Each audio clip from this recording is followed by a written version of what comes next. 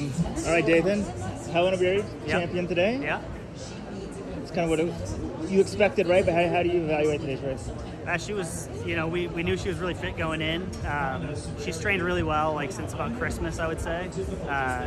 She took it, took a little time after New York, but then she went and did like a half marathon. It was supposed to be kind of like a long run, like a hard long run, and it was right before Christmas in Thailand. And she ran like 67 something, and I was like, all right, I guess she's ready to train again. And ever since then, she's really just been putting in good volume, good long runs, and just kind of getting her back going. And she came off from running a couple cross races and defended those titles back in Kenya, and then did rack and ran really good there. And so we kind of knew going in that her fitness was really good. But Teferi is always good, and Eilish was supposed to be in it, until a little bit ago. And so, I was more worried about the wind and stuff today. Like, she's very afraid of the winter. So today felt like winter, but it didn't really seem to phase her. I mean, a course record. That's a really good run, I think, today on today's weather, that course. So I think she's in a good spot. She broke the course record? Yeah. Oh, wow. Yeah. I just assumed with the weather, no way. Like, I didn't even, wow. I think it was 67:35, and she ran 21. So that's crazy. Yeah, it was a good run.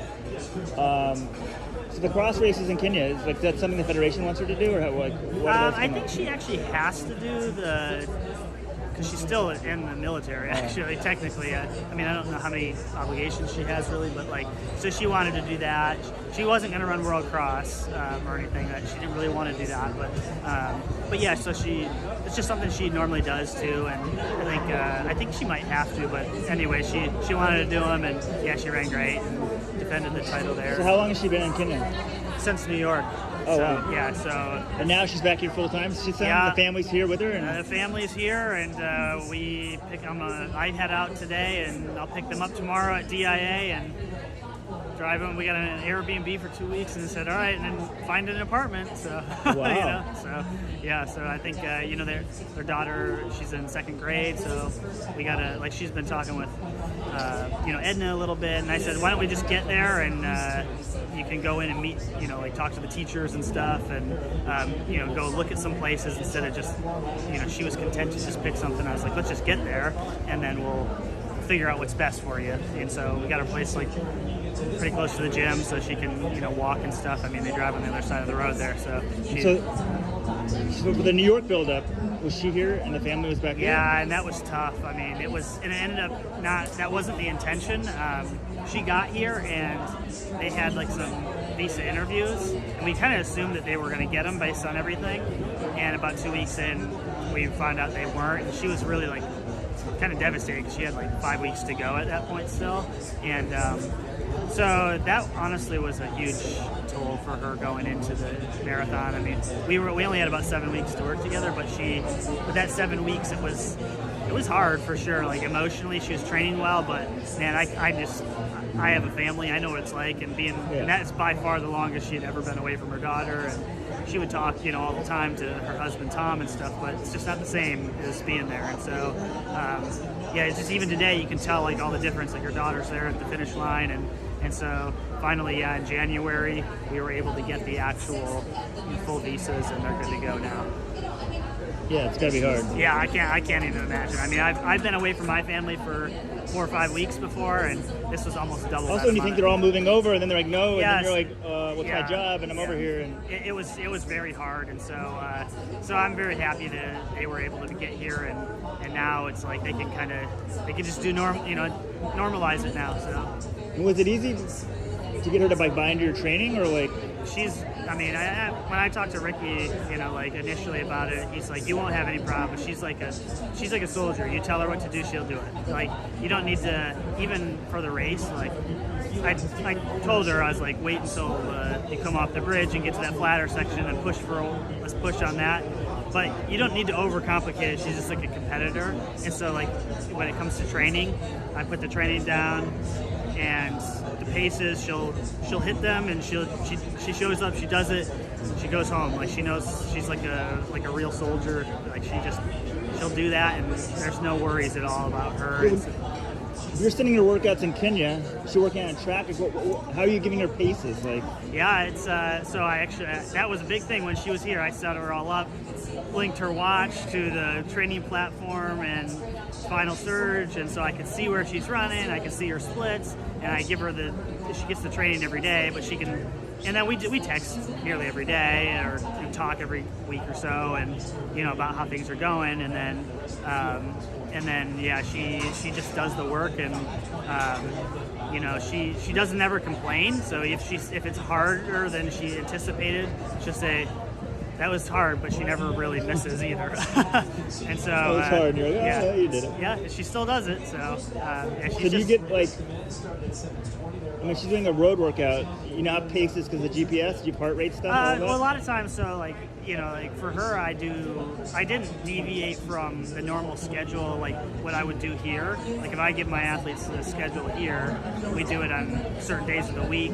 There, we did it on the days of the week when we knew she would have other people sometimes that just do the workout then with her. Like she's not like the leader of the training group, but she has pacers there, and she has like every Monday they all meet. It's in Gong, and like just a huge group of people goes, and she runs 20K kind of hard. And she's always done that. Ricky told me she always did that, even though it wasn't something he prescribed. So I just let her continue to do that, and she'll go out and she'll run like 330Ks for the first 10K, like really hard, and then she'll back off and run with the women, and that's just something she does. And then she does a track workout the next day.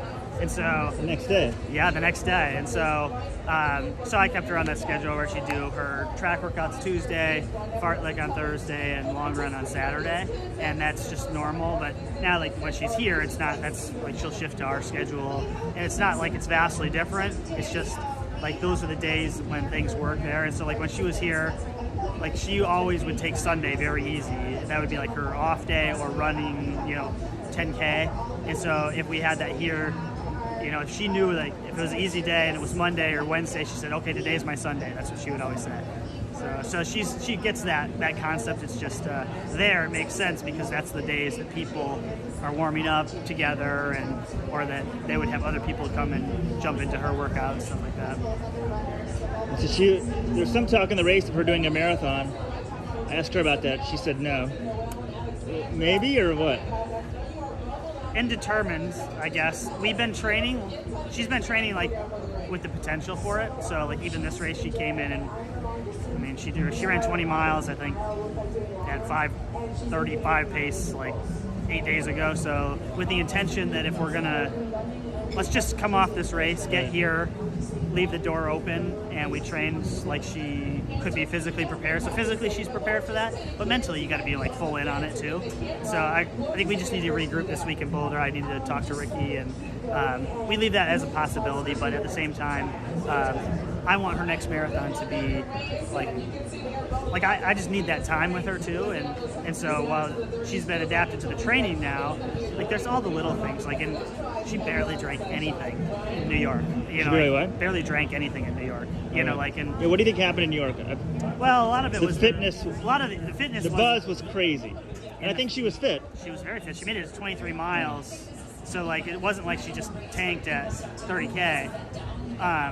I think she was physically prepared, but it was like the little things of the nutrition, and honestly being away from the family was so hard that I think emotionally there was a lot of energy already spent before the race, and so that was a big part. But yeah, like just the fueling, like that's just the biggest thing. I would just be like, you have to drink more, and she just barely had anything in her. I mean, at the end she looked like a skeleton. She was just so dehydrated, legs cramping up, out of fuel, and I think that's the stuff we need to work on. And she's been working on it like back there, but unless I'm there, I still want to see it myself, and like she's fit, like the fitness is better than it was in New York right now. So it wouldn't be like a London or Boston, it'd be something later, probably? Yeah, I don't know. Who knows? We'll see. Right. We'll regroup this week. No promises either way, I guess. But she's ready. She's prepared like she was for a marathon for 4 to 5 weeks from now.